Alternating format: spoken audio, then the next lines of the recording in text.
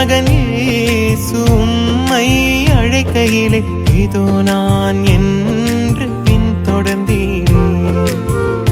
இதய சுமைகளை இதமாய் ஆக்கிடவே இடியின் மகனாய் இதயம் சுமந்தீரே.